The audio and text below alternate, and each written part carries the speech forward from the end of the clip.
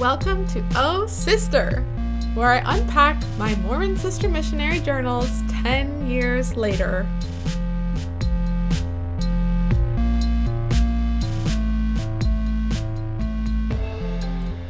Okay, so I want to talk about the Fourth Missionary, which I have hinted at a little bit before it came up in my journal.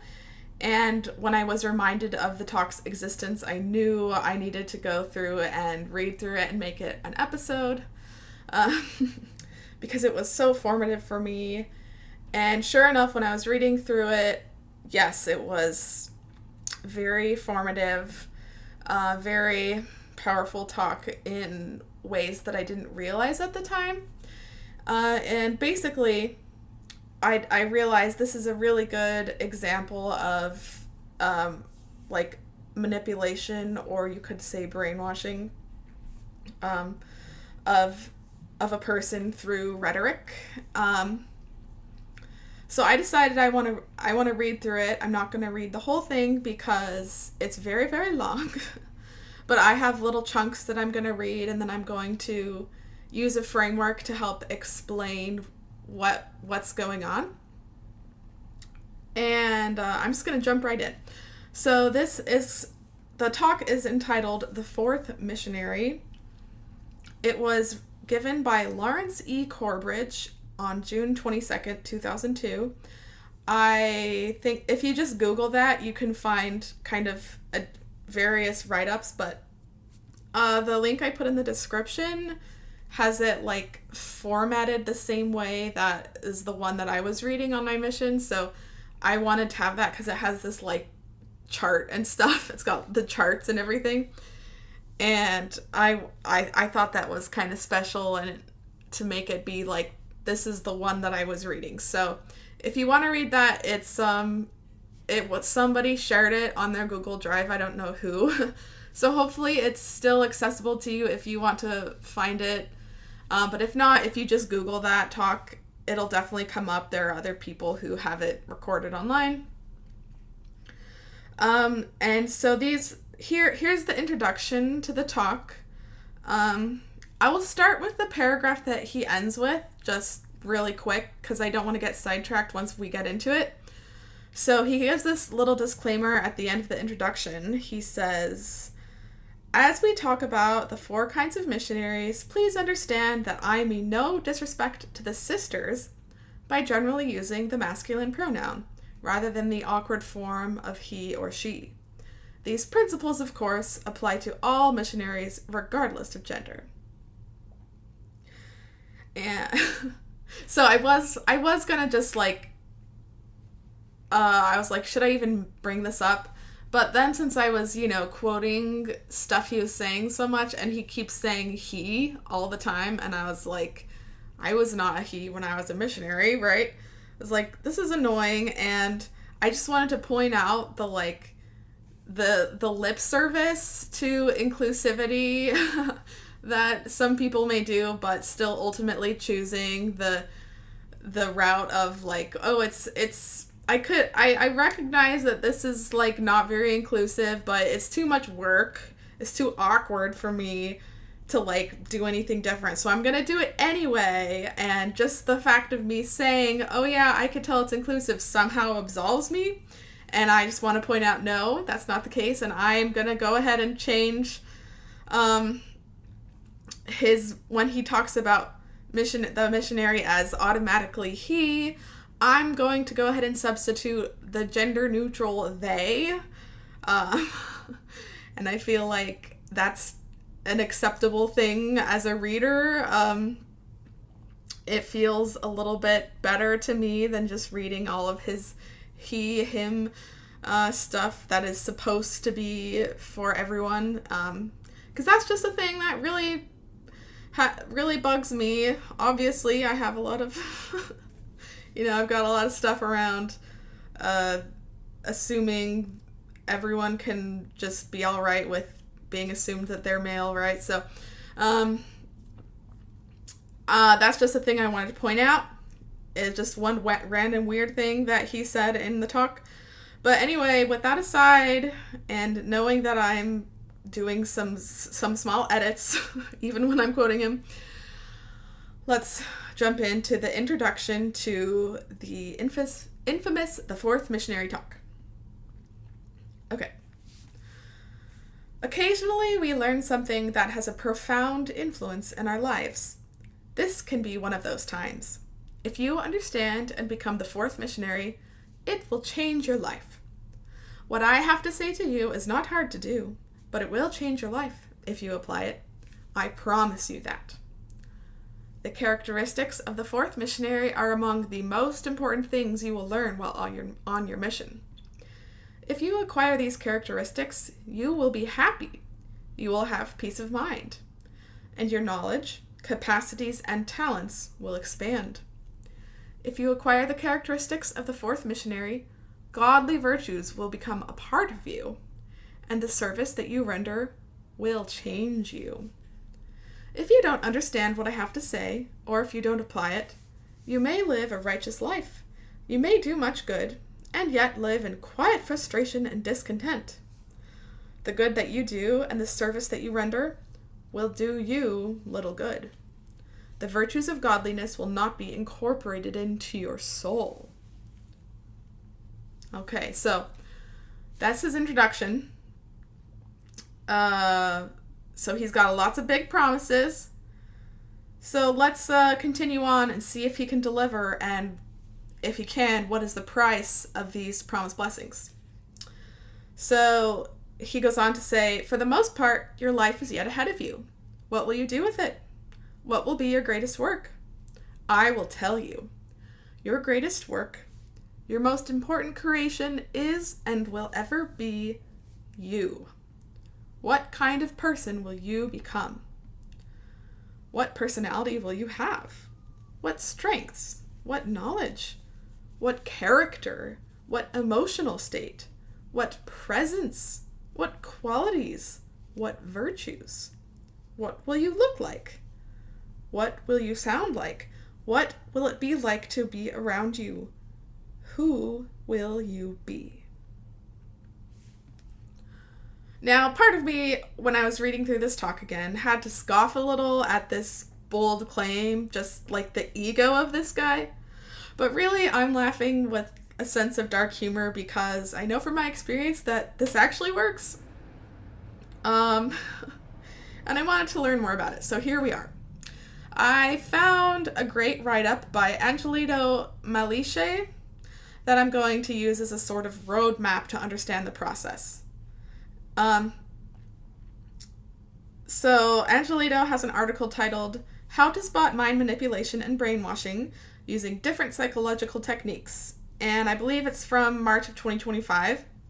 Now, there aren't any cited sources, and it's not like a comprehensive meta-analysis or anything. It wasn't in a psychological journal. It was on some random philosophy website. So grain of salt, but also the information seems to be generally in line with what I've already learned on this topic so far. And I found the framework and the examples to be helpful, so I'm going to go ahead and use this, and just keep in mind that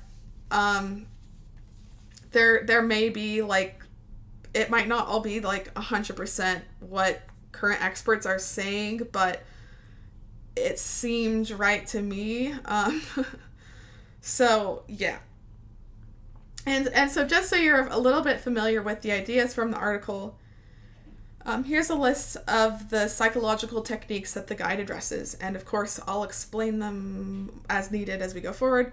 The techniques are fear and guilt tactics, love bombing, echo chamber effect, loaded language, groupthink, isolation from outsiders, gaslighting, false dilemmas, appeal to authority, Milgram effect, overload and disorientation, sleep deprivation, operant conditioning, and public shaming. And a bit of a spoiler, I'm going to go through and point out when each of these come up. And surprise, surprise, every one of these that's possible to do in the form of rhetoric is used, at least according to my own interpretation. The two that aren't involved as strategies of control in this talk are sleep deprivation and isolation from outsiders. And it's kind of hard to make those be part of a talk that you give, right? But those are definitely things that are happening to you when you're a missionary. There is total isolation from outsiders. Like, you go around talking to people, but you're only like using the talking about church stuff, and you're like really cut off from your friends and family. And there's also a lot of sleep deprivation going on. So yes. So if we start with the question of, is it possible to change yourself in the way that Lawrence has described? Which, as a reminder, he was saying, like, change your personality, your knowledge, your emotional state, your qualities, what it's like to be around you. So in the write-up about mind manipulation, Angelito starts with this sentence. They say, quote, "Mind manipulation and brainwashing are powerful tactics used to control or influence individuals' thoughts, emotions, and behaviors." Unquote. So to me, that sounds in line with what Lawrence was stating. Controlling or influencing your thoughts, your emotions, and behaviors is basically, that's how you change who you are at your core.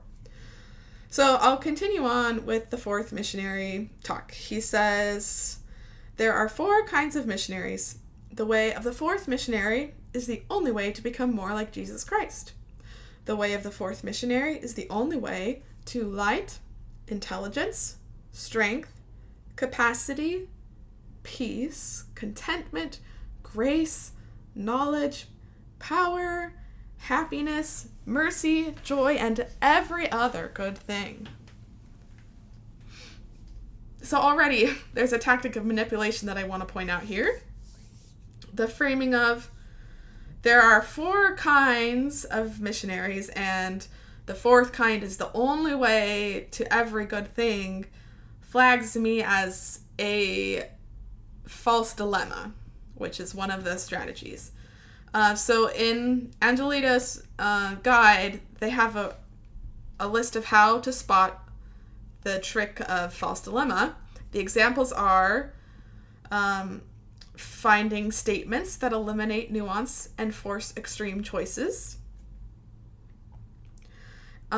which certainly this is eliminating the nuance of the different ways someone could be a missionary, the different ways that they could experience, you know, everyone's different. We all have different ways that we need to live and be and interact with the world in order to experience light, intelligence, strength, capacity, peace, contentment, grace, knowledge, power, happiness, mercy, joy, and every other good thing, right? Like, in reality, it's a little bit more nuanced than just one way for everyone, right? So he's definitely forcing extreme choices and eliminating nuance. And then the other example of how to spot a false dilemma is a lack of acknowledgement of alternative perspectives. And so, yes, clearly,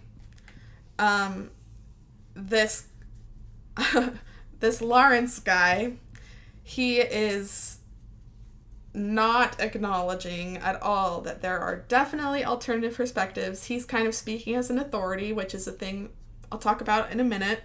But he's just like, this is the way it is. And if you're not this 4th type of missionary, you're not going to have light, intelligence, strength, capacity, peace, every good thing.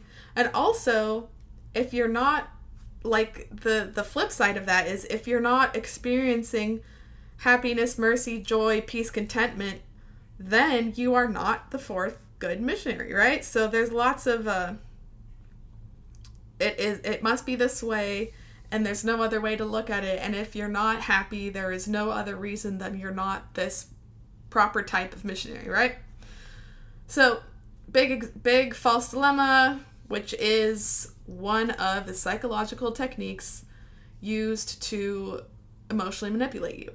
And I will just give a quick disclaimer here that people who say controlling things, they typically haven't gone and found some PDF of a guide of how to control people. Now, some crazy people do that. I shouldn't say crazy. I should say some malicious people do that, I'm sure. But for the most part, especially at least in my understanding, if you're a part of a kind of coercive controlling group, this way of policing ourselves and others is just something that we all pick up and learn to do.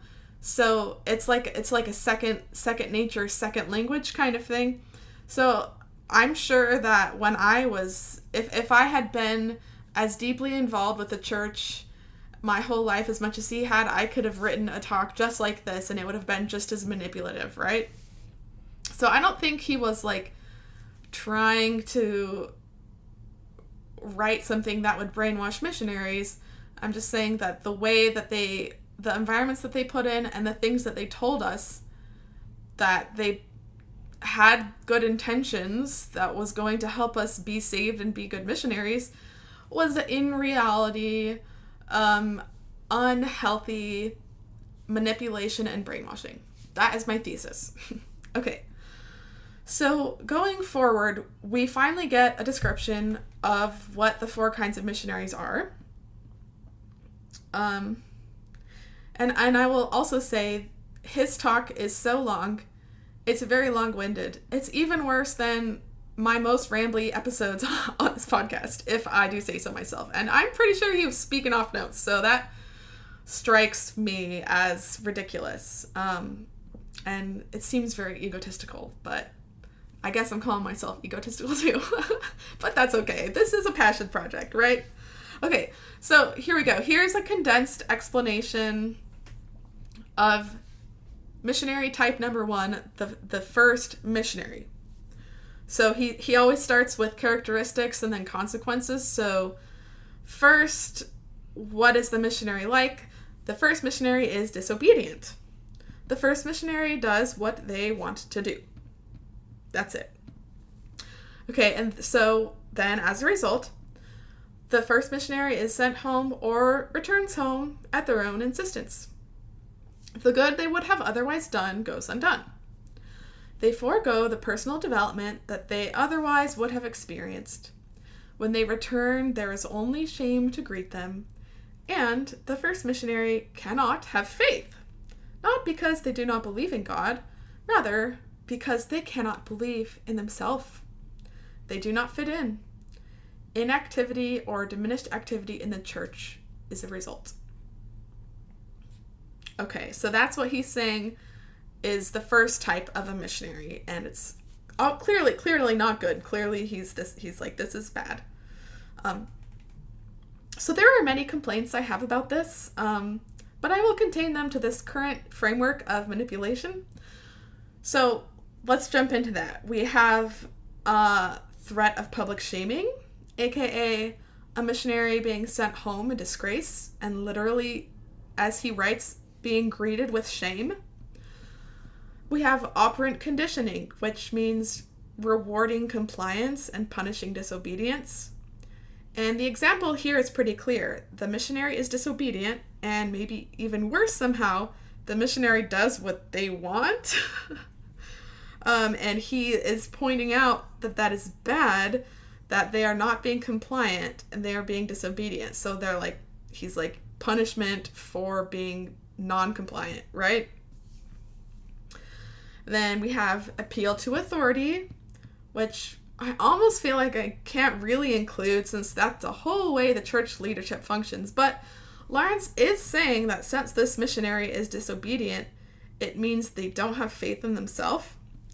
And I really doubt that he asked missionaries who were called disobedient and were sent home if they had faith in themselves. There's definitely a lack of actual evidence beyond his own words, which also really applies to this whole talk. I think it's my guess that there is at least a subset of missionaries who are on their mission and then they are disobedient to the rules and they ask to go home and they go home specifically because they have so much faith in themselves and they realize that this is not what they want to do, not where they want to be. And in fact, I know that to be true because I have listened to many awesome Mormon Stories interviews of people having just that experience. And he doesn't think that that exists either because he is willfully blind to any other way of being a missionary, or he's like just so cut off from alternative perspectives that he can't even fathom that there could be another way to be, right? But either way, he hasn't looked to anyone else besides himself as the authority. We have groupthink as a strategy, which is there's a desire for harmony which prevents critical thought. For example, he forgoes the personal development. He wrote, the missionary forgoes the personal development that they otherwise would have experienced. So basically, he's pushing a narrative that the only place to find personal development is within the group's strict boundaries. So, harmony and being within the group is the point, and not like critical thinking. Kind of the like, only we know the truth, right? We also have loaded language, which is emotionally charged words that are used to manipulate thoughts. And so I actually, for the sake of brevity, I skipped over a lot of his disambiguation on the different types of missionaries to save time.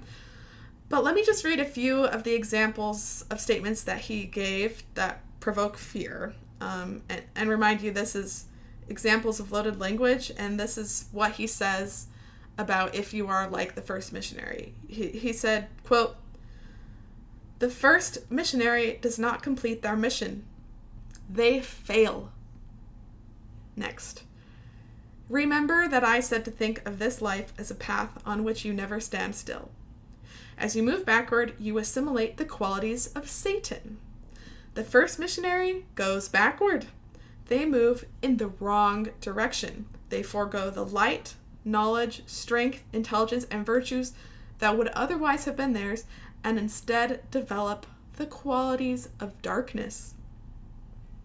Next. Shame. "They may think that the good life awaits their return, but when they return, there is only shame to greet them." Next. "Every sacrament meeting that involves a missionary farewell or report, they are reminded of and haunted by their failure.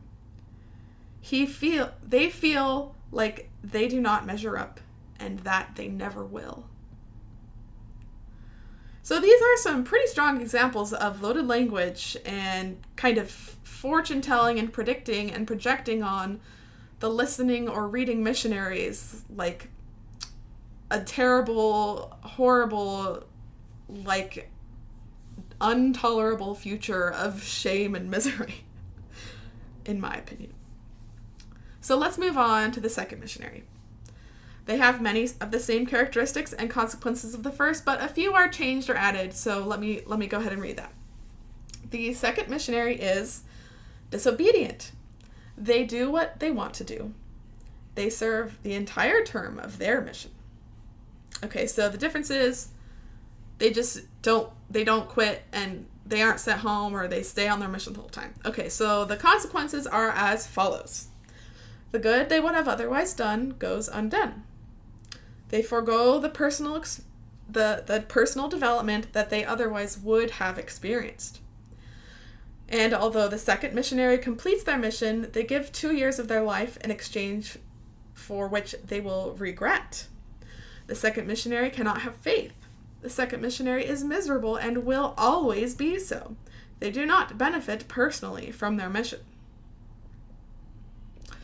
So wow, it's very strange. I would have expected the fact that the second missionary wasn't labeled a quitter, it would mean that they would be better off, but from what I just read, it kind of seems like they're worse off than the one who leaves early, which certainly would have been jarring and emotionally emotionally jarring for the people who were listening initially, of like, oh no, somehow it's even worse to be the second missionary than the first. Or, just increasing intensity of bad things, right? So from these points, here are some more of the psychological strategies that I identified. So we have fear and guilt tactics, which is what when fear and guilt are used to make people feel dependent or obligated. So, for example, Lawrence says that of the second missionary that the good they would have otherwise done goes undone. And the second missionary is miserable and will always be so. And they give 2 years of their life in exchange for which they get regret. So these promises of, like, critically important good going undone, or a future filled with misery and regret, are, scary and not great. He's literally guilting you, or this hypothetical version of you, if you're gonna go home and be disobedient, right? That's just like completely guilting you and making you afraid to make you be dependent and obligated and to do what you're supposed to do, right? We also have the beginnings of the strategy of overload and disorientation, which is where too much conflicting information creates confusion. And even, I think, even just too much information, but especially if it's conflicting, right? So, for example, he claims that the first missionary is bad, and then the way that a narrative is set up when you're like, okay, well, the second missionary is probably better, but then it turns out when you're listening or you're reading it, the second one is bad also, even though they are in theory following a little bit more of the rules, and they stay on their mission. And in his description of the good left undone, he goes as far as saying that, quote, this missionary is ineffective. In fact, they are counterproductive. So at least myself as the reader, I was expecting some praise for this missionary to have at least chosen to stay on their mission. But no, it's treated as almost worse. And this double standard, conflicting narrative gets even more confusing as we jump forward to the third missionary, when it's been like, okay, first is bad, second is maybe better, but also kind of worse. Surely third missionary is better. So let's see what's up with the third missionary. So the third missionary is obedient and worthy. Hooray! They do their duty, they serve faithfully, but they withhold in their heart. They do what the Lord wants them to do, but they want to do what they want to do. The third missionary admirably sacrifices their will for the Lord's will, and they measure their success by comparison to others. So the results he gives. The third missionary does great good and is a fruitful missionary. They enjoy the Spirit of the Lord. Good things to a missionary. These are good things to a missionary who's reading this or listening to this. While the third missionary changes their behavior, their character or nature does not change.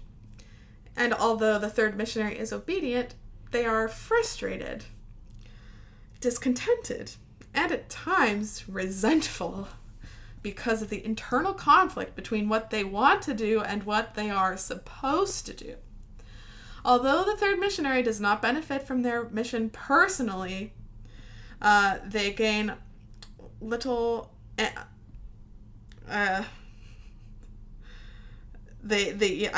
Although they do not benefit from their mission personally, they are at least fruitful, and they gain little or no knowledge. Okay.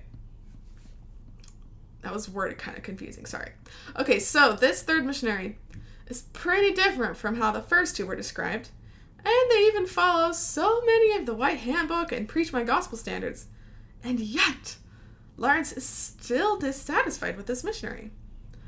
So, this feels like it's, it's still pushing into the, it was overload and disorientation, right? But some other ones in this section that I'll point out. And I don't want to repeat these too much, but I have to point out the fear and guilt tactics since it's so pervasive. Because this he threatens over and over the missionary's moral integrity, and is using the fear of frustration, misery, and guilt to push the reader to want to not identify with this third type of missionary. He says things like, quote, "They are frustrated, discontented, and at times resentful. And even if you give all of your goods to feed the poor, even if you give your body to be burned, lay down your life for the truth, if your heart is not right, you will not profit by it. Good will be done, the poor will be fed, and the truth defended, but the good that you do will do you no good unless your heart is right."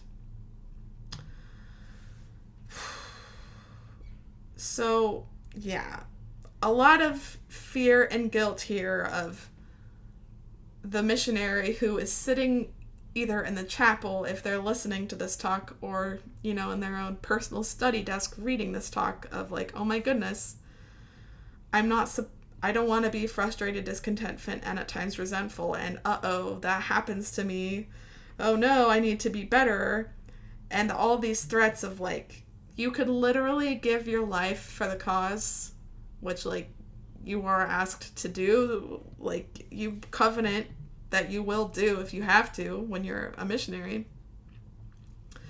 And he says, even if you do that, if you're this third kind of missionary, it's not gonna do you good. So like that's really intense and scary for a missionary.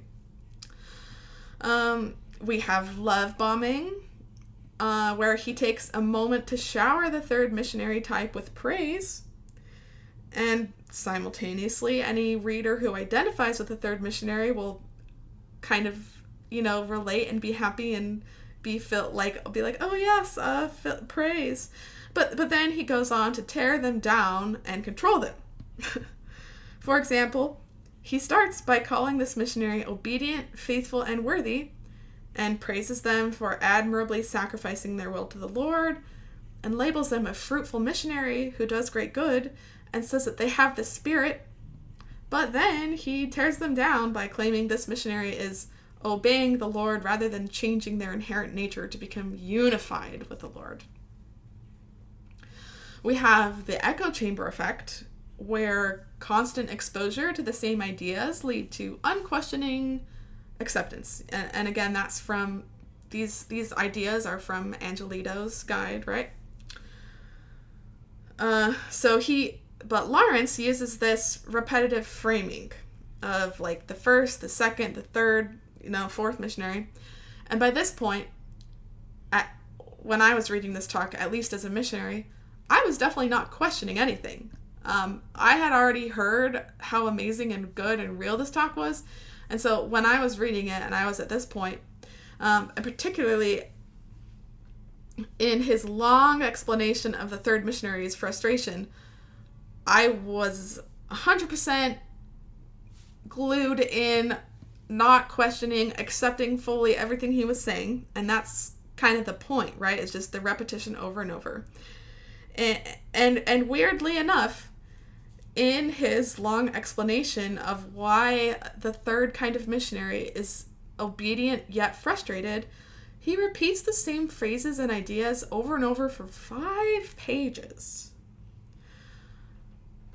Which, as Angelito pointed out, forces acceptance and blows away any inclination to challenge the underlying concept. So here I am, a totally believing, wanting to be good missionary, reading this, And he's just saying the same thing over and over and over and over and over for 5 pages. And yes, echo chamber effect repetition works. We have gaslighting, where the natural and frankly inevitable human experience of frustration is labeled as a sign of rebellion against God. And I know that as a missionary, I was trying to be the fourth missionary, and especially from this point on, I knew that I was not only supposed to obey the rules, but I was supposed to love and enjoy obeying the rules. So we've started to see entries in my journal where I'm writing about how I'm excited to go tracting, even though my actual experience of it before was that I hated it. And, before when I wrote about it, I would say that it was hard. But now with this talk, I'm starting to say that I like it and I wish we were doing it and I miss it. And also, like I wrote about how I'm disappointed in having our numbers be low, because I want the Lord's work to progress, because I was trying to identify myself as same as the Lord. I was trying to take on the church's goals and perspectives as my own. And that's self-gaslighting. And him saying that being frustrated is a sign of rebellion against God, this is gaslighting. This is not true. Frustration is a normal and healthy part of being human. And he taught me to fear it. Along with this, I argue that we get the Milgram effect. And here's Angelito's definition. It is obeying orders even if they contradict personal morals. Now, Angelita gave examples of what this looked like. So it could be feeling uncomfortable but being told you must do it. Or it could be being given orders that contradict your personal values, but then they're justified as necessary.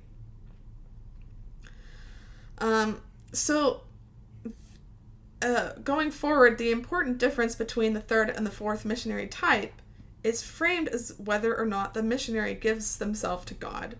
And Lawrence explained, quote, "This process of change, this process of evolving, becoming, is the object of the gospel. But it happens only if and when your heart is right. It happens only if you do not fight against God. It happens only if you unconditionally surrender your will to the Lord. It is up to you. You cannot be changed to become more like God if within your heart you fight against God. If within your heart you resist, resent, and hold fast to what you would rather do." Now, this situation seems oxymoronic, but here's how I see this as the Milgram effect. Lawrence is saying that the problem with the third missionary is that they're obeying orders, but they are at times resentful because of their inner resistance.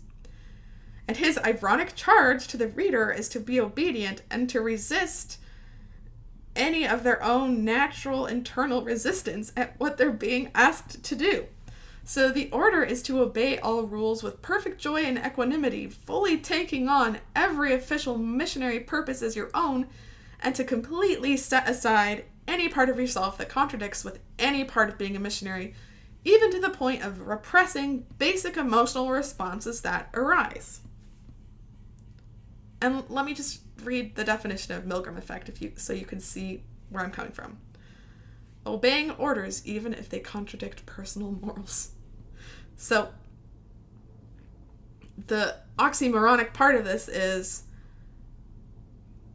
the problem with the third missionary is that they are obeying orders yet still having contradicting personal morals and sometimes thus feeling angry, resentful, frustrated.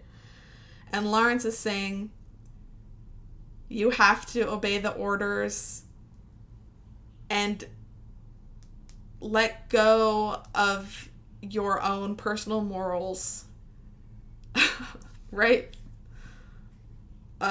You have to contradict your own natural personal feelings of, I don't want to do this, I don't like this, I'm tired, this isn't fun, this isn't how I want to spend my time.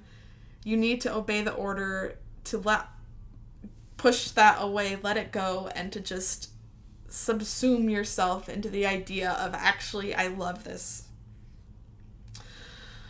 Which is just a really big yikes to me.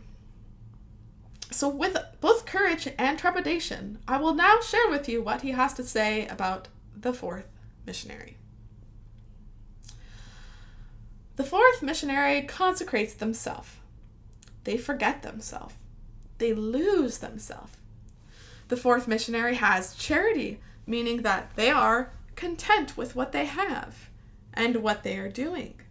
They do not envy or wish to be somewhere else, doing some other thing. The Fourth Missionary is a disciple of Christ. Rather than comparing themselves to others, the Fourth Missionary's measure of success comes from within. The Fourth Missionary's dominant desire is to do what the Lord wants them to do.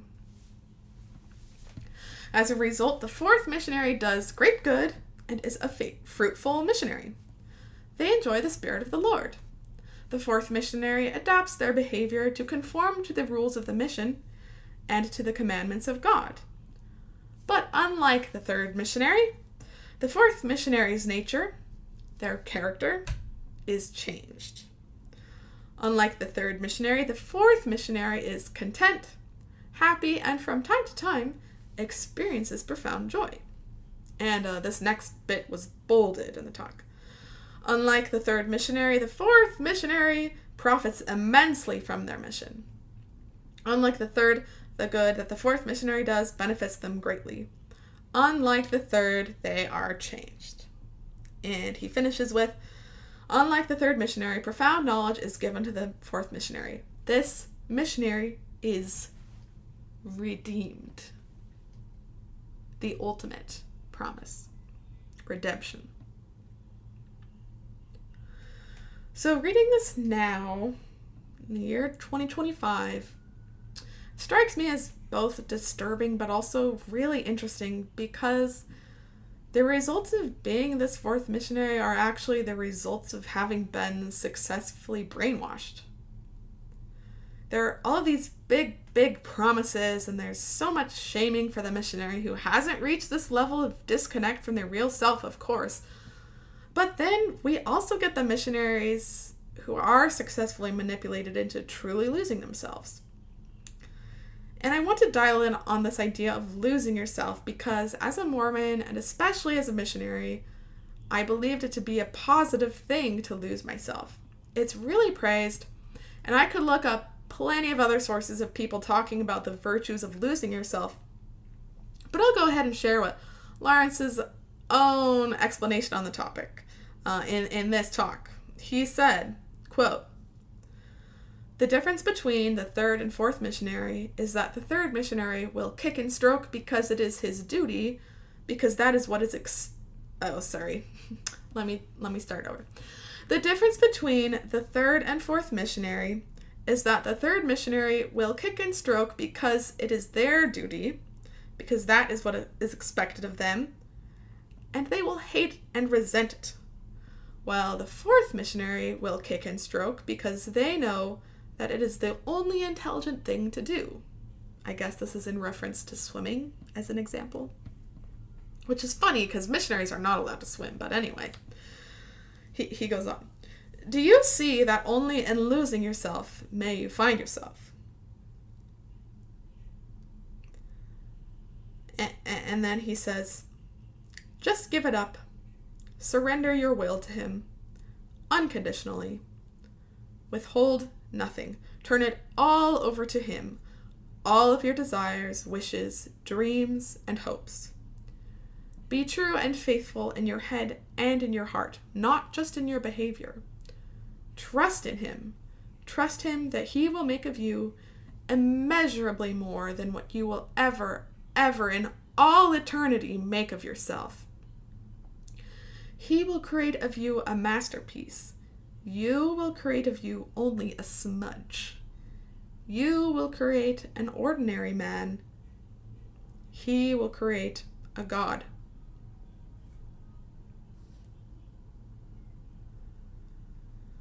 Now, I'm once again speaking only to my own experience, but the result of this talk and all the other similar rhetoric that I was fed on my mission, this kind of pressure, the result of someone striving towards and even achieving this state of absolute trust in God through total obedience and self-abandonment, the result for me was psychological dependence on the church and the church's teachings. The church's doctrine taught me my whole life that I couldn't trust myself and I should trust in God for everything, but it was on my mission when I really made that happen. I completely let go of any of my natural inclinations. I replaced my own internal compass with God's plan, or what I was told it was. I lost my ability to really consent to anything, since not only could I not say no to what God wanted, and mind you, anything the church told me to do or any of my leaders is what God wanted, I also really couldn't say yes. It was just a given. I experienced a deep infantilization. My habit of obedient people-pleasing became my entire life structure. For any decision, large or small, I either knew exactly what the rule book said was right, or I searched the church's resources until I found the rule. I was trained to outsource my self-autonomy to the church, to God, and the sick thing is, I did find peace in this strategy. Like Lawrence Corbridge promised, I went from sometimes being frustrated at church and missionary rules to the peace and contentment and freedom of knowing that I was always doing what was right and safe and good. I didn't have to figure out what I thought or felt about things because I trusted God and His church completely. And this self-abandonment was constantly praised and rewarded.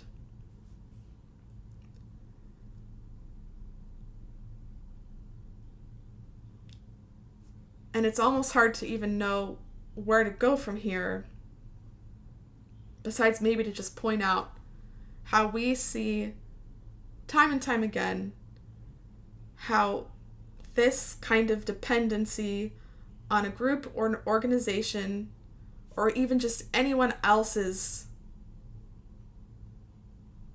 rules and ideologies for what someone does, and just the complete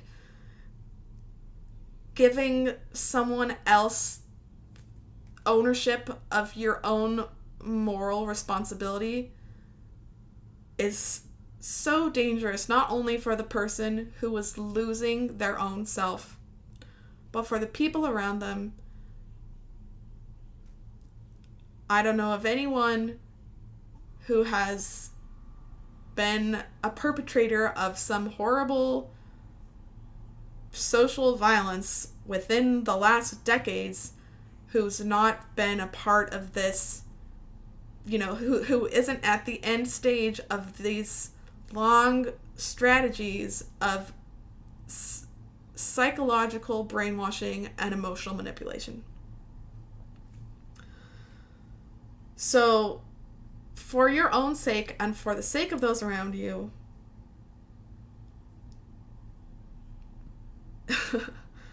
familiarize yourself with your own intuition, right? If someone is telling you to farm out your responsibility to some other deity or group, if someone's saying just follow these rules that I present to you, like, please question that.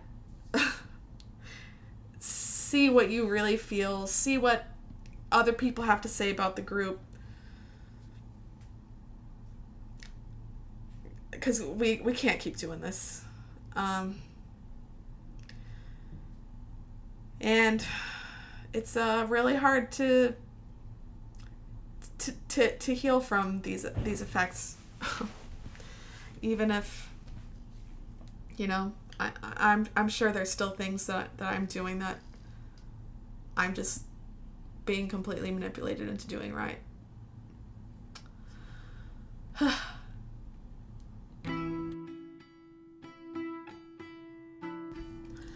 I've been having a great time working on this project, and it takes me a lot of time every week to keep this up. If you have the desire and the means to support me financially, your donations are really helpful, and they're really effective at communicating to me that this has been valuable for you. Of course, I have the disclaimer that your donations will not bring eternal salvation for you or anyone else. There are links in the description where you can make a one-time donation or sign up to be one of my monthly patrons to support this and my other creative work. Thank you! And let's get back to it. Monday, May 11th, 2015. Mission Day 213. We basically drove around all day and said goodbye to people, except sometimes Sister Feist felt sick and we stayed inside. Sister Feist cut Louisa's hair, and we got hole punchers at Hobby Lobby in Rapid City. And Sister Clement and the clan were there for one last picture with her. Sigh, it's getting closer. Transfer calls happened today, so my training feeling was right. I'll meet with whomever this sister is on Thursday. And we're not closing or passing off Custer at all. We're going to keep running both areas. I'm not sure how much we'll be able to get done, but we'll see. I'm surprised I don't feel super nervous. I guess all the shock came out last transfer when Sister Kiona asked me what I needed to do to be ready to train. I filmed the phone call on my camera so I can listen again to remember what I need to focus on. What stuck out most is making sure this new sister feels safe. Quote, "This is a safe mission. Yes, sir, it is." Unquote. I guess I won't tell her about Stalker Man. It's all taken care of anyway. Ooh, okay, so as a reminder, Sister Feist is going to be going home this week, so I'm currently with Sister Feist, no longer in the trio, right? There was an emergency transfer, so now it's just Sister Feist and I, and she's getting ready to go home, which is a big thing, a big emotional thing, big change coming up.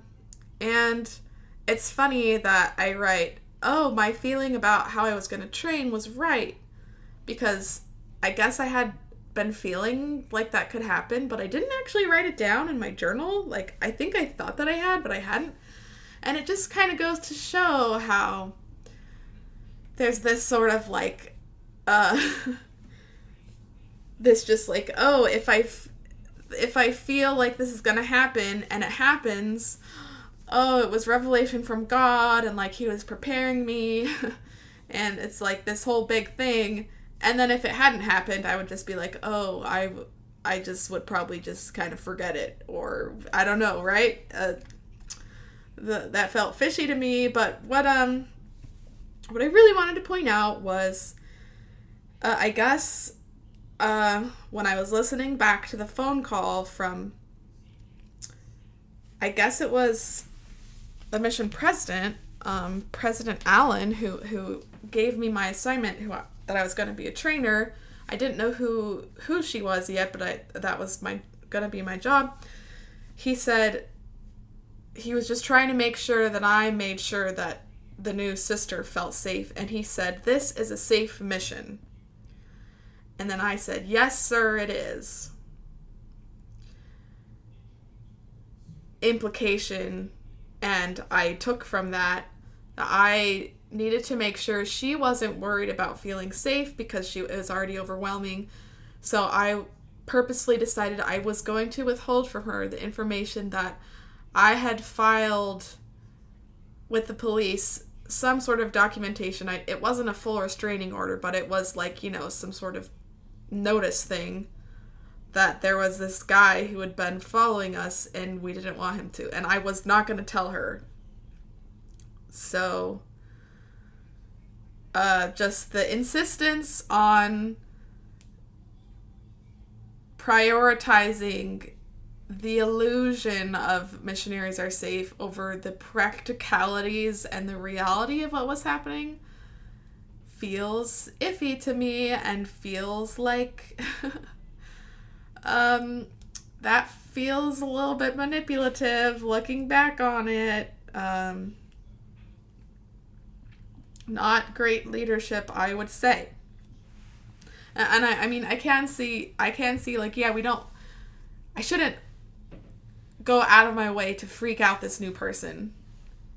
But also, I shouldn't be told by my leader to, like, make sure that she feels safe, and, like, my takeaway from that was I'm not going to tell. Like, that's not good. Okay. Continuing on. Tuesday, May 12th, 2015, Mission Day 214. We did what we did yesterday. Burn miles as the inevitable is happening. Sister Feist really has to go home. It's going to be sad. Worse than Sister Elliot, I think. Sigh. I was the driver today so that I'll know how to get everywhere, and I did great. So I guess I don't have to worry too much about navigation, at least. Our last night together in Spearfish. We're going to Rapid tomorrow night. And then I left a couple pages blank, thinking I would go back and fill it in. And I didn't, right, but I did go in, and apparently at some point I wrote this list of Sister Feist's advice for training. So let me go ahead and read that list to you. I'm thinking that this is stuff that Sister Feist told me about training that I was like, I'm going to write this down because I want to do it right. So she said, watch the district during lunch, which is a kind of silly training video. Exact obedience, exercise daily, good, parentheses, really, exclamation point, studies, car ride, get to know her. So, like, in the first car ride from where I pick her up to us going to our spot, focus on getting to know her. Go tracting on the second day. Be best friends and give her the best transfer ever. Give her a responsibility, all caps, at once. Have her be in charge of the phone, area book, talking at dinners, leading in lessons, etc. Make sure to do on Friday, make sure to do the area vision and transfer goals, so that we have that done. And get a priesthood blessing with your companion from the bishop for comfort and counsel. And I think that I do actually make all of these happen for the most part. I'm not sure how much we're able to use our lunch times to watch the district, but I think we try. So that's something. And before I go on, I also wanted to clarify what I meant by burning miles. So I started the day by saying, we did what we did yesterday, burn miles as the inevitable is happening. Sister Feist really has to go home. Meaning we were just driving around willy-nilly everywhere, using up all of the allotted miles. So if you have forgotten or have not listened through everything, we were in a mission where pretty much every missionary in companionship had a car, unless both of them had gotten in crashes and were not allowed to drive. Just because the areas were so big. So we had our car. We even had a Jeep, which we had somehow wrested away from the elders. There was big drama about that, but we were only allotted a certain amount of miles every month that we had to be careful to always use up, but you weren't allowed to go over. So if you used up too many miles at the beginning of the month and at the end of the month, you couldn't drive, which for us would be really bad because we were covering 2 towns, so we literally had to drive back and forth to do all of our stuff, right? So looks like I was a little bit worried about how we were burning miles, but I could also see that, hey, this is her last chance to go see everyone, so I could see why. Still a little stressful. Okay, let's go on to Wednesday, May 13th, 2015, Mission Day 215.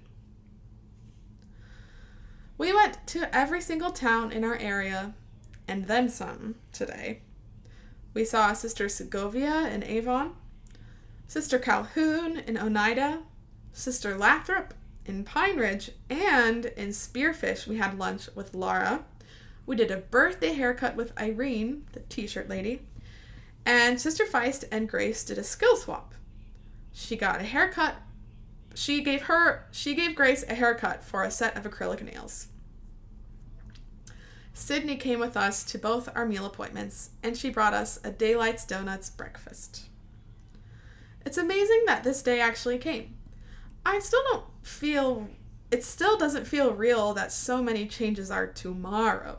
In fact, we've been reunited with Sister Crompton, so now we're back in our tripanionship.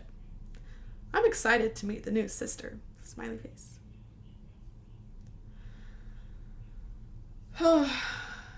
So looks like we had a pretty busy day, lots of visiting people. I didn't explain how we ended up back with Sister Crompton, but I guess as part of getting her back to the airport, well, back to the mission home and then to the airport so she could fly home, she ended up getting dropped off back with us again.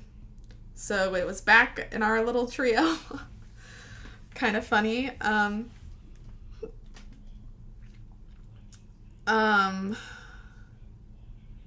I guess I'll just point out that the way that I'm writing is feeling a little reminiscent of the Fourth Missionary talk right now, which, remember, I was first introduced to the talk on my mission a couple weeks ago, so I had already been reading it and kind of like, oh, I need to adjust, I need to incorporate myself to living this way and feeling this way and thinking this way.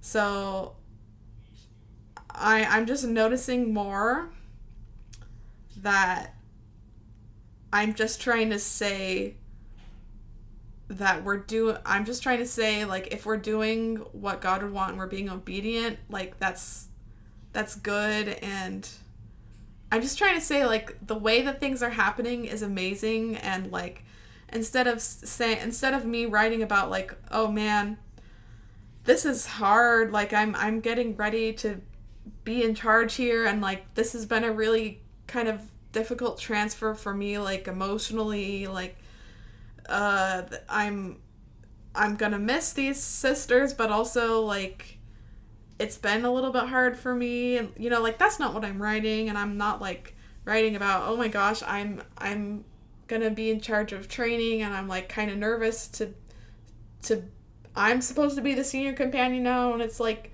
I'm still new here, and I've never done this before. Like, that's not what I'm writing. I'm just like, here's all the stuff that we did. It's amazing that this day actually came. And I'm so excited to meet the new sister, smiley face. You know, it feels like I'm really,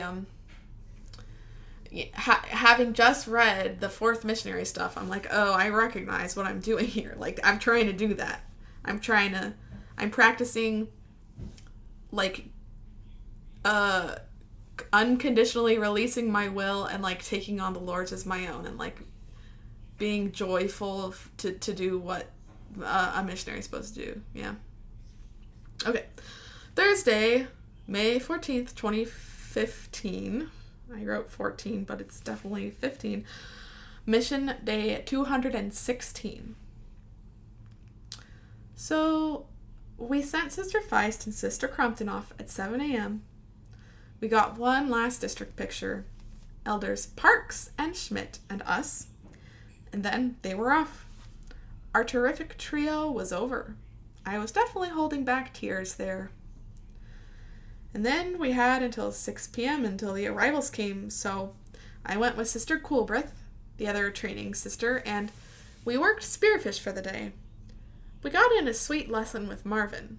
Sydney came, unexpected member present. Big smiley face. He was super glad he could meet with us again, especially to feel, quote, strengthened. We helped him understand that he will have the strength with him all the time when he is baptized and receives the Holy Ghost. He's going to be able to come to church soon. I love having him pray because he always sincerely thanks Heavenly Father for letting us come and brighten his day and teach him about the gospel. Cloud 9. It was also wonderful to get in an hour of personal and companion study. I can't wait for this transfer. We waited in Rapid for 2.5 hours for them to arrive, the whole time not even knowing the names of who we'd be training. They finally arrived at 8:30 p.m., and I was pretty worked up. Excited, nervous, praying I'd do what needed to be done. I'll be training Sister Snow. She has short, thick blonde hair, a strong jaw, and determined brow. I'm amazed by her focus and drive to work. She's being patient, but she wants to burn down the town. We're going to have a great 12 weeks together. Wow. I still remember this day. I remember going around I remember dropping off Sister Feist and Sister Crompton. I remember the van. There's this picture that we got that on my mission I thought we looked really good in it. So that was a picture I liked to share with people. And, you know, they got in the transfer train, they got in the van, they were gone. And I remember going around with Sister Coolbrith. She was also waiting for a new sister to come, and she was going to train. So we ended up going back to my area, and we had a lesson with Marvin. I vaguely remember this, like, I wanted to say that it felt icky to go back and read over this and see, like, he said he really liked having us come because he felt strengthened. And then we were like, okay, what you're feeling, it's not the fact that there's people who care about you and are coming to visit you and see you, and, like, it's not that we're people giving, like, we want to come see you. That's not what you're feeling. We want you to understand that this strength is the Holy Ghost, and when you're baptized and you receive the Holy Ghost, you'll feel like this all the time, which is totally not true. Like, actually, if you want to have experience like elevation emotion all the time, or like, aka if you want to feel like special and like people care about you, like, you need people coming and hanging out with you, you know, all the time. Like, that's why he was feeling good. It wasn't the Holy Ghost. You know, but I mean, I was convinced that's what it was, right? That's what they told us, and that's what I told everyone. And I thought it was also a little bit icky, but sweet. I don't know, weird of how I wrote that. It was cute and sweet when he prayed, because he would thank God for letting us come and brighten his day. And yes, that was very sweet and special, and he was a very sweet man. And I just feel like the memory and the experience is kind of poisoned by, it wasn't like, it was transactional, you know? Like, he was really cool, and there were so many times on my mission that I was like, man, it'd be so cool if we could just volunteer and go, like, be with, like, lonely people and just be a person who's there for them. But that's not what we were doing. We were trying to recruit people into the church, and there was always a motive behind, like, we were always trying to get something out of people. So they felt so special and they felt like we cared, and I did care, but if they stopped being interested and committing to what we were asking them to do, I was gonna leave them, like I was gonna stop visiting them, because it wasn't really about them as a person, even though we said it was that they were of infinite value. It was really about what were they gonna do, right? So that's kind of sad to look back on, because he was taking it as like a pure, unmotivated relationship, and that's not, or at least it seems like that, when we were, it just felt like we were taking advantage of people, and we kind of were, right? I could say that now. And even when I was a missionary, I could kind of sense that, but I pushed that away. I also remember waiting for Sister Snow and getting to meet her, and I was really nervous, but I tried to, I was like, I know she's going to be nervous too, and we just have to get to know each other, and, just trying to talk to her, and I wasn't sure if I should leave in my description of what she looked like, but I thought it was, I don't know, I was like, hey, look, I'm getting a little, I'm waxing poetic here. So, sometimes I, describe what someone looks like, or I'm like, here's the living room, or let me tell you about this amazing meal, right? So I was like, I'll leave it in. And Sister Snow, lovely young woman, wonderful person, right? Let's find out what it's like for her to be my trainee. Friday, May 15th, 2015. Mission day 217. Wow, were we busy today! Sister Snow and I woke up at 6:30, went running, then got ready as fast as we could so we could get to Custer for the rest of the day. We got to Custer around 8:20, unloaded the car super quick, and had personal study for half an hour, then 1 hour of companionship. Then we rushed off to a meeting at the museum, then to district meeting, which we didn't get time to study for, then an awesome lunch with Sister Lyman, who has a granddaughter we're going to try to teach. Then we had an intense lesson of listening and patience with Sister Luck and Sister Reinhardt.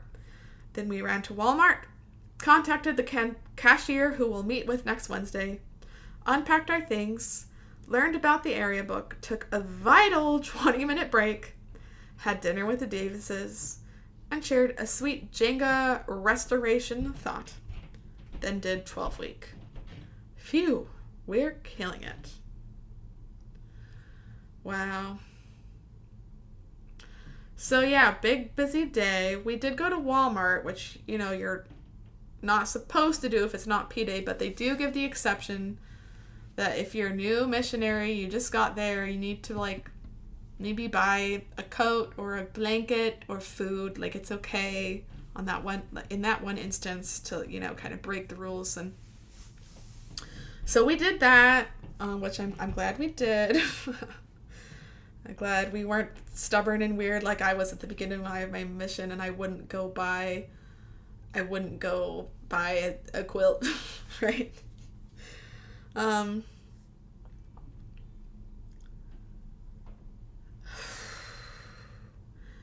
I guess I'll just point out that it was really stressed to me, and I'm assuming still part of kind of the missionary expectation is that it's really important who a missionary's trainer is, which is it's your first companion when you're a new missionary. And in addition to the regular schedule, you take an extra, I think, hour every day to do the 12-week training where you watch the training videos of the district, and there's different lessons, and you kind of practice some of the more nitty-gritty stuff about how to do lessons and, talking back and forth with companions. How does that work? How do you trade off back and forth? That kind of stuff.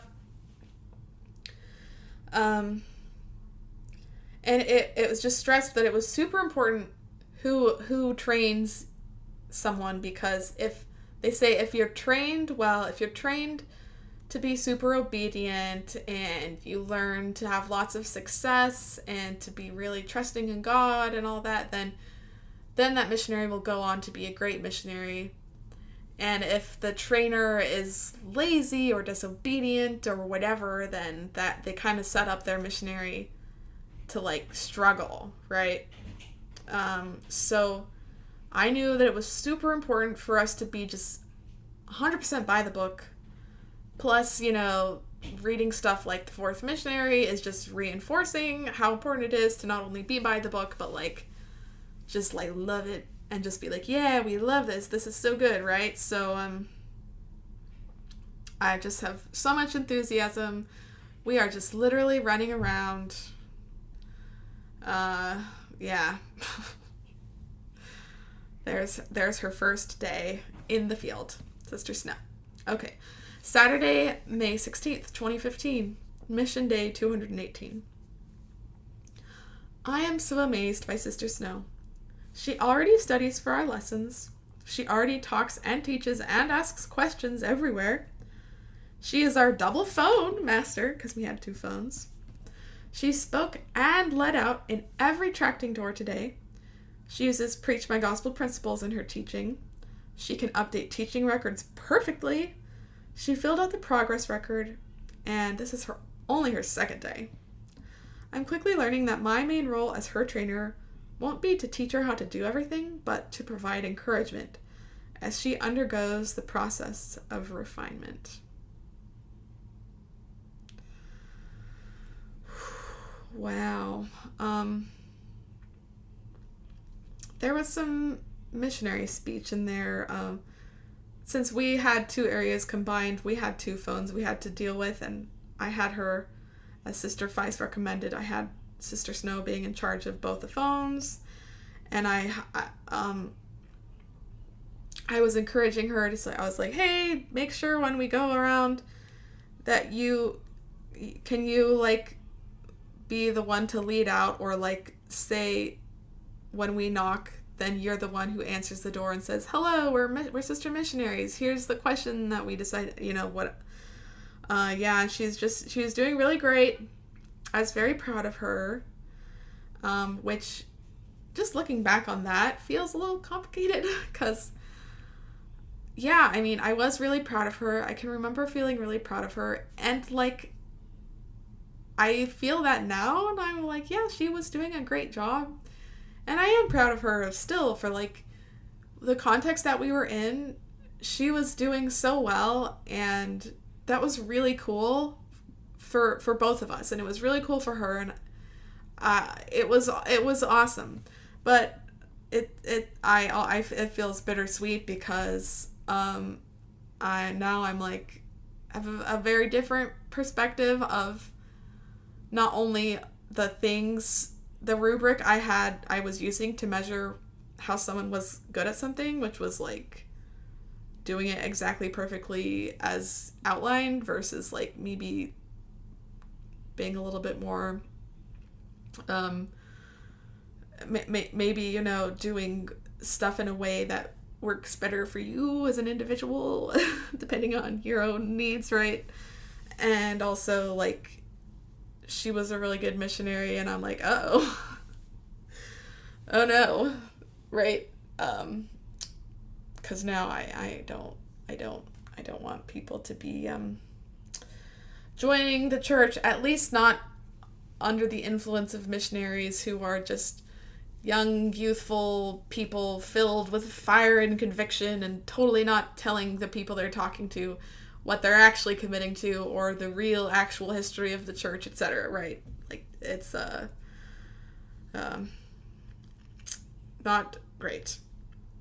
And interesting that I could tell, and I wrote down, I was like, oh yeah, she's already got this. Like, she's figuring it out, and it's gonna be my job to provide encouragement and, like, help her be okay. And if I had just stopped there, I'd be like, yeah, great. I like that. I like that I'm seeing I'm not supposed to be, like, the one to like dispel all the wisdom from on high to her. I'm just gonna like be a cheerleader, kind of, right? But I don't just say that. I say it's going to be my job to provide encouragement as she undergoes the process of refinement. Which feels barfy now because I'm like, oh, I had just totally accepted the view that like people as they are, as we are, like we weren't good enough and we needed to be on our missions, like being refined into these Christ-like people with the character of Christ, the Fourth Missionary, the selfless missionary. And I don't like that I saw her as like not I don't like that I saw her current state at that point as good enough. I was like, oh, you are going to be refined and become like your full potential, and like where you are now isn't like it, right?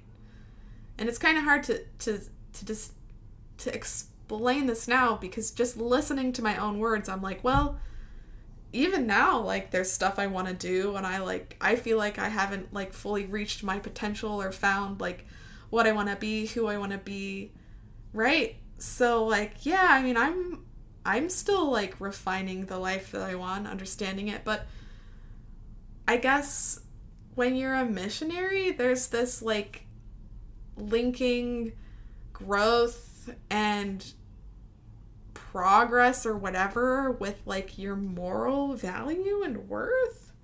So I guess the way I disagree with this now is, sure, I'm okay with someone feeling like they want to grow and change, but I'm not okay with saying that they're not valuable or worthy as a person like now. Like they're valuable and worthy later once they've changed, but not now. Like that's my problem with that. And clearly that's also how I saw myself. Okay, last day. Sunday, May 17th, 2015, Mission Day 219. When I asked Sister Feist for advice on training, one thing she recommended was getting a priesthood blessing from the bishop for you and your companion, for comfort and counsel. This was our first Sunday together, and we were in Custer, so after Bishop Davis gave us each, well, actually, Brother Sessions gave Sister Snow hers, our blessings.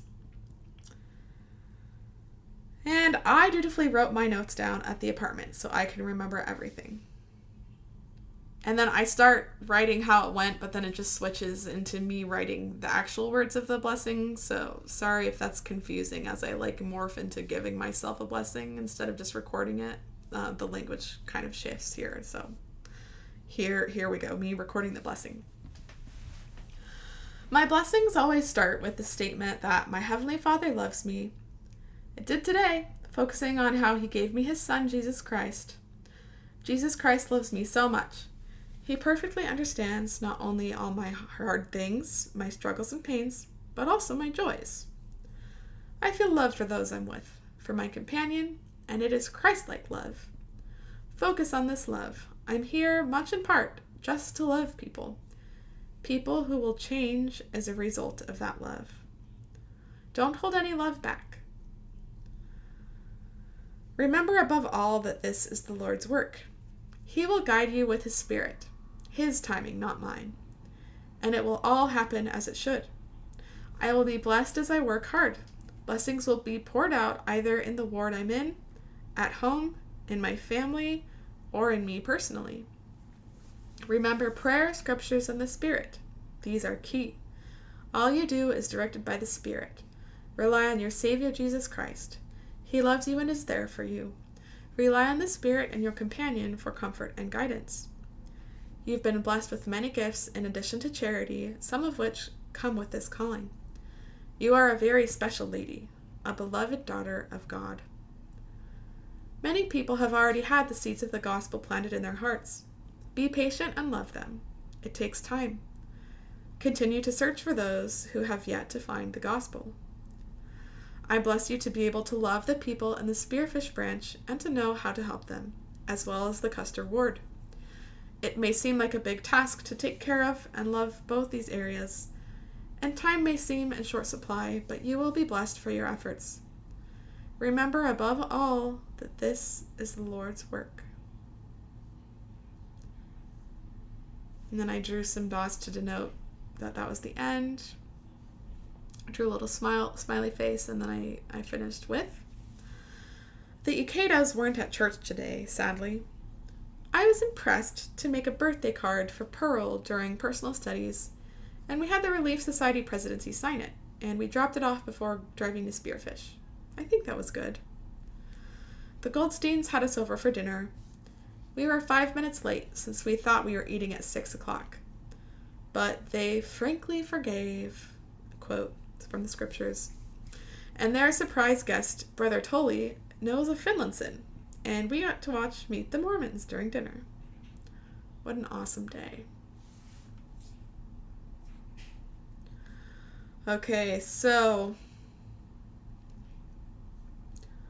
I've talked about blessings before and how I don't like that it's always the dynamic of a man putting their hands on your head and speaking for God and telling you what God says is telling you. And for me, I took that very literally, right? I'm not going to focus on that. I'm just going to focus on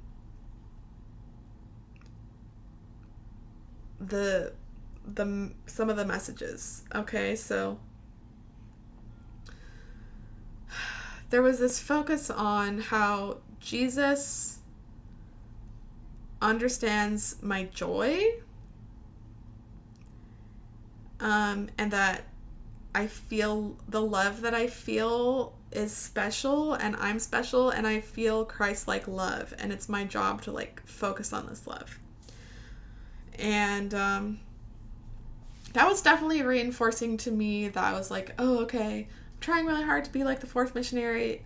I don't know if it's working yet, but then I got this blessing from the bishop, and he was speaking as a mouthpiece to me as God, and here God's telling me, oh, look, Jesus knows what you're struggling with, and he also knows your joys, and he's blessing you with Christ-like love. So I was like, oh, wonderful, it's working. I just need to keep focusing on the Christ-like love. And he said, I'm here much in part just to love people, which if we have that at face value, I'm maybe not totally good, but I think I can get behind that. But there's this conditional statement tacked on. He said, I'm here, much of the reason why I was there was to love people, because it was people who will change as a result of that love. And so I was like, okay, yes, I need to focus on love, and I need to focus on how I care about people, and I want them to be saved.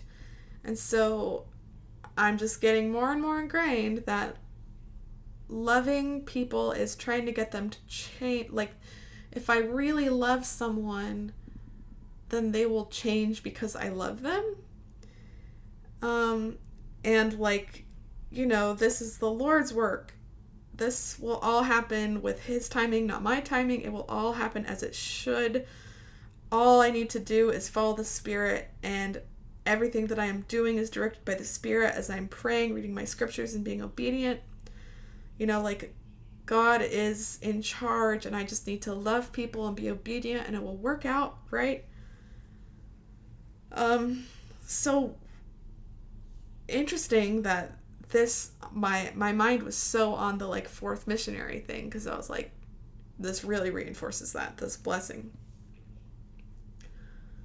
But I gotta end by the sentence that I wrote. It struck me now. I wrote, people will change as a result of that love, that Christ-like love that I feel for them.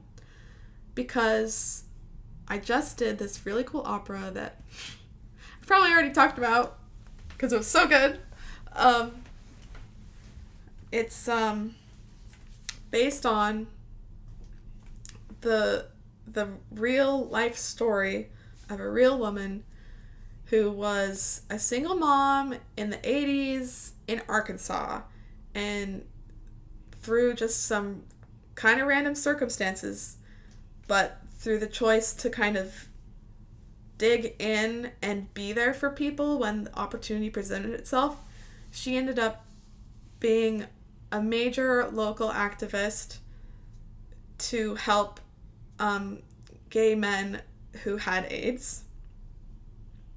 And then, you know, as it spread, it wasn't just gay men who had AIDS. So she was just doing everything that she could with the very limited resources that she had to, like, help people. And it's about the woman, her name is Ruth Coker Burks, and she has a book that's really cool. It's called All the Young Men. The opera is called A Nearer Mother. But I got to I got to be a part of the process of Evan Mack, the composer, and Josh McGuire, the librettist. I got to be a part of their workshopping the opera. And so that was like, I was there with them. They were like making changes with the music. We were talking about it, and I got to do like some one-on-one like coachings and talking about it with them, which was really cool. And there's this cool story I'm going to tell you. So Ruth Coker Burks, she's still alive, but, you know, kind of private person. And I think she's got some stuff going on. So she's, you know, she's not like active online or anything, right? But they got the chance to talk with her, and they asked her like why. They were asking her like, why did you do it? How did you do it? Like, what was driving you? Like, you were alone, like, and she still believes in God. She was still like a Christian woman through this whole thing. And they wrote an aria based on her response. And so I'm going to read you just the first part of the text of this aria, of her reason behind why she did what she did. And I'm going to end with it because I think it's really powerful, and it's really opposite of what my blessing told me. So here's what Ruth told them, and here's what is the message of the opera. Hope, acceptance, mercy. Can you feel what those words really mean? You don't change someone, then love them. You love them as they are. It changes you. It changes you.